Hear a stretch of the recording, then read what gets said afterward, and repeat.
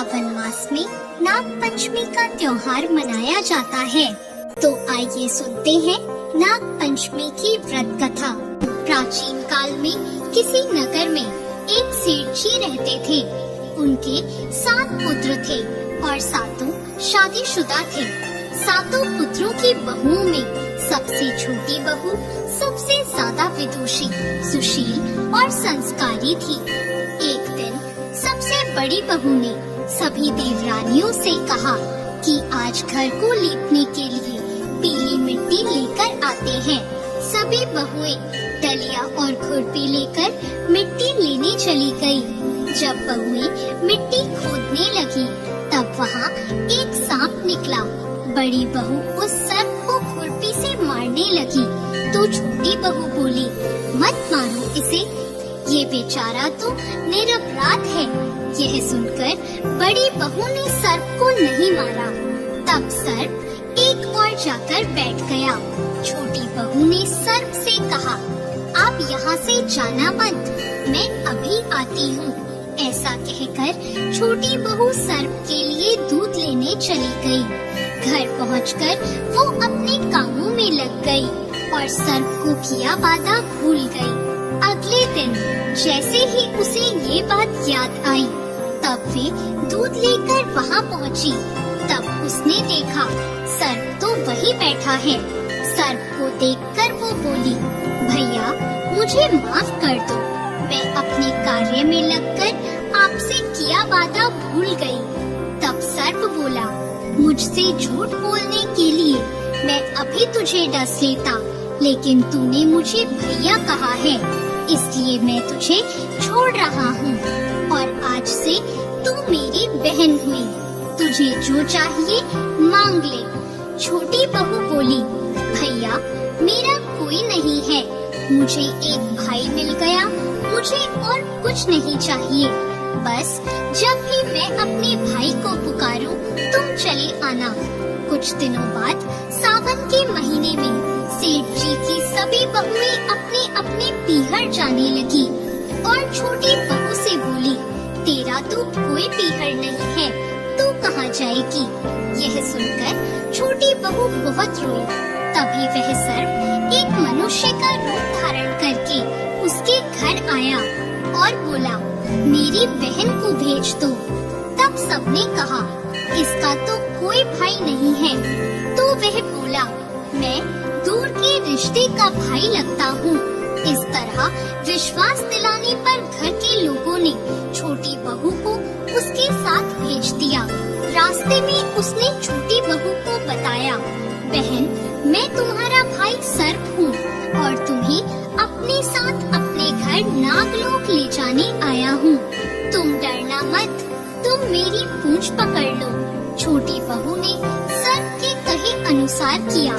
जैसे ही वह नागलोक पहुँचे, नागलोक के धन ऐश्वर्य को देखकर छोटी बहू चकित रह गई। सर्प उसे अपनी माता के पास ले गया और बोला, माता ये मेरी बहन है, इसने मेरी जान बचाई थी और यह कुछ दिन हमारे साथ रहने आई है। सर्प की माता ने छोटी बहू को गले से लगा लिया। अब वह वहाँ खुशी खुशी रहने लगी। वहाँ शेषनाग के बहुत छोटे छोटे बच्चे जन्मे हुए थे। वह रोज देखती कि माँ सभी को रोज दूध ठंडा करके घंटी बजाती। घंटी की आवाज सुनकर सभी बच्चे वहाँ आकर दूध पी लेते थे। एक दिन वह माँ से बोली, माँ आज मैं दूध ठंडा कर देती हूँ। अभी दूध ठंडा भी नहीं हुआ था कि उसने जल्दबाजी में घंटी बजा दी। घंटी की आवाज सुनकर छोटे छोटे सांप दौड़ पड़े। दूध पीते ही कईयों के फन जल गए। सभी सर्प बोले, हम इसे डसेंगे, परंतु माँ के समझाने पर बच्चे मान गए। तब उसके भाई सर्प ने और उसकी माँ ने छोटी बहू को हीरे मोती और जवाहरात देकर उसे विदा किया। इतनी सारी धन दौलत देखकर बड़ी बहू बोली, भाई ने इतनी सारी दौलत दी है तो इसे झाड़ने के लिए एक सोने की झाड़ू भी दे देता। यह सुनकर सर्प ने सोने की झाड़ू भी लाकर दे दी और उसकी माँ की तरफ से हीरे मोती और मणियों का एक अद्भुत हार भी दिया। उस हार की प्रशंसा सारे नगर में होने लगी। जब यह प्रशंसा नगर की रानी ने सुनी तो उस हार को पहनने की इच्छा उसने राजा को बताई। राजा ने तुरंत अपने सैनिकों को वह हार लेने भेज दिया। राजा के डर से सेठ जी ने छोटी बहू का हार सैनिकों को दे दिया। इस बात से छोटी बहू बहुत दुखी हुई और अपने भाई सर्प को याद करके उसे सारी बात बताई। सर्प बोला, बहन तुम दुखी मत हो, राजा खुद तुम्हें वह हार लौटाने आएंगे। रानी ने जैसे ही वह हार पहना, वह हार सर्प बन गया और रानी ने डरकर वह हार फेंक दिया। यह देखकर राजा ने छोटी बहू को उपस्थित होने का आदेश दिया। सेठ जी स्वयं छोटी बहू को लेकर गए।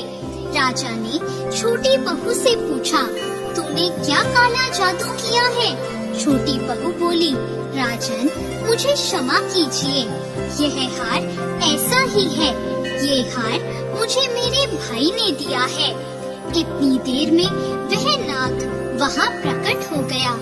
नाग बोला, यह मेरी बहन है और यह हार मैंने इसे दिया है। यह देखकर सभी लोगों ने नाग देवता को प्रणाम किया। क्योंकि उस दिन पंचमी तिथि थी, इसलिए उस दिन से नाग पंचमी का त्योहार मनाया जाता है। तभी से सभी स्त्रियां सर्प को अपना भाई मानकर उसकी पूजा करती हैं। धन्यवाद।